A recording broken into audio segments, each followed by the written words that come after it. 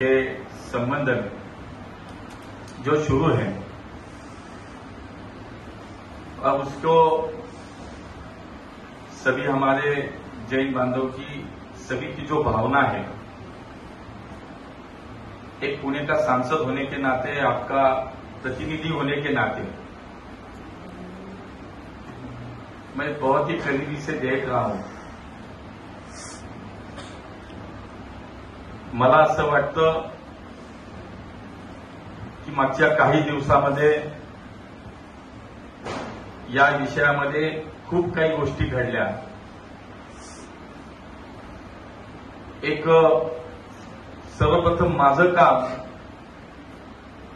हे खरं तर कुठल्याही समाजाला न्याय मिळवून देण्याचं असलं पाहिजे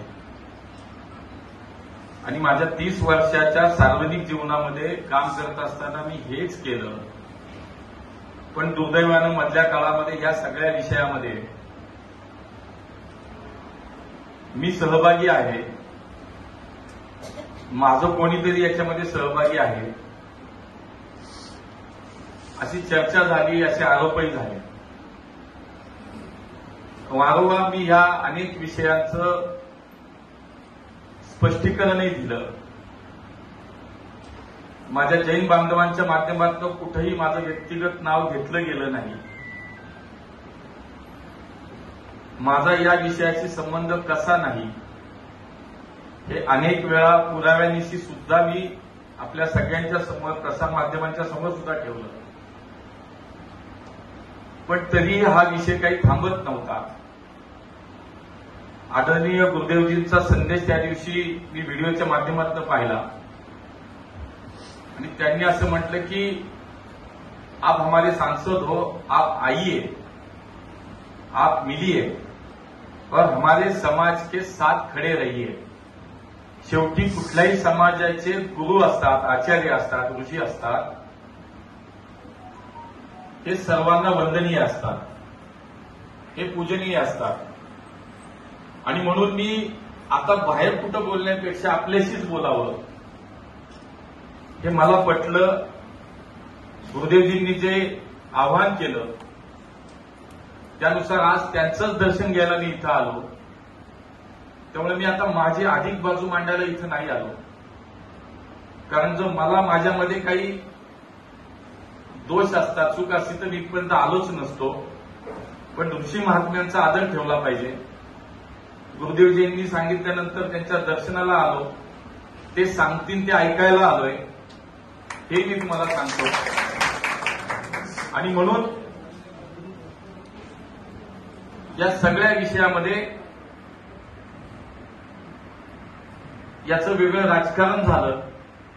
आमच्या जैन बांधव आणि तिथल्या जैन बोर्डिंगचा विषय हा सोयीनं राजकारणासाठी डायव्हर्ट होत गेला आणि व्यक्तिगत राजकारण आणि त्याच्याप्रती अनेक गोष्टी घडत गेल्या, पण हे जास्त दिवस चालणं चांगलं नाही।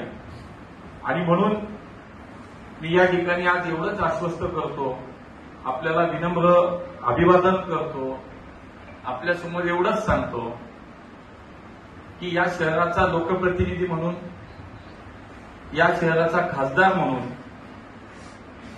जे काही जैन बांधवांच्या सोबत न्याय होणं अपेक्षित आहे, पुढच्या काही दिवसात त्याचा न्याय होण्यासाठी माझी महत्वाची भूमिका राहील आणि लवकरात लवकर हा विषय समाजाला हवा तसाच सुटला जाईल हे मी या ठिकाणी आपल्याला आश्वस्त करतो। कुठल्याही प्रकारे आपल्याला आपल्या हक्कासाठी, न्यायासाठी भांडावं लागणार नाही, आपल्याला कुठल्याही प्रकारचं त्रास होणार नाही हे या ठिकाणी मी खात्रीलायक आपल्याला सांगतो। आणि म्हणून शेवटी ही भूमिका कुणीतरी घ्यावी लागते।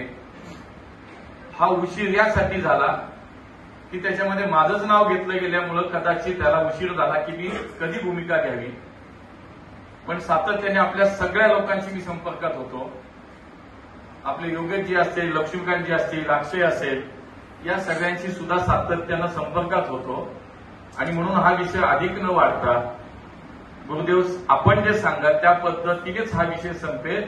तो पुढच्या काही दिवसाच्या आत, म्हणजे आपल्याला जे आपण घोषित केले, पुढचं आपण जो अन्नत्याग करण्याचा जो निर्णय घेतलाय मी आपल्याला या ठिकाणी सांगतो ती वेळ येणार नाही. त्याच्या आतमध्येच हा सगळा विषय संपेल, आपल्याला हवा तसा संपेल, एवढंच या निमित्तानं आपल्याला मी आश्वस्त करतो. आणि आपण मला ज्या पद्धतीने प्रेमाची आपुलकीची एक जी साथ घातली आहे, जे आव्हान केलंय, शेवटी प्रेमाला प्रेमानेच साथ दिली जाते.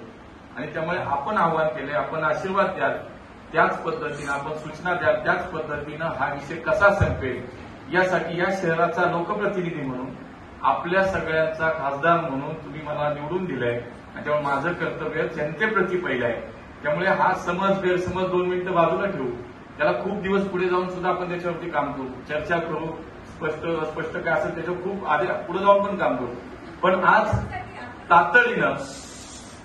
तातडीनं हा विषय लवकरात लवकर संपवण्यासाठीची जी भूमिका लागेल ती भूमिका या ठिकाणी घेतली जाईल, त्यासाठीच मी आलोय हे या ठिकाणी नम्रपणे सांगतो. खूप खूप